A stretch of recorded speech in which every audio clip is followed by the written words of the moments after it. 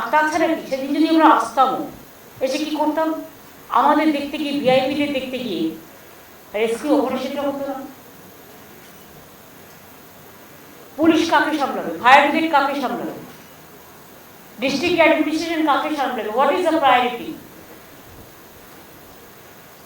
বিপদের সময় মানুষকে উদ্ধার করা, তার পাশে দাঁড়ানো, তাকে শিফট করা, তাকে রিলিফ ক্যাম্পে নিয়ে যাওয়া, তাকে আশ্বস্ত করা, নাকি শুধু ভিআইপিদের ট্রিটমেন্ট করা? ভিআইপি ট্রিটমেন্ট, ভিআইপি নাম করে কেউ 30টা গাড়ি নিয়ে ঢুকছে, কেউ 40টা গাড়ি নিয়ে ঢুকছে, ভালো রাস্তাগুলোকে ভেঙে দিয়ে চলে যাচ্ছে। আর এটা কাঁচা আছে এখন, যার জন্য আমি নিজে ট্রাভেল করছি, আমি 3টে গাড়ি, আমার মাত্র সামনে একটা থাকে, আমি মাঝে থাকি, পেছনের গাড়িটাও আমার দরকার নেই, আমি লোকাল পুলিশকে অ্যালাউ করি না, তখন সব জিনিস হয়।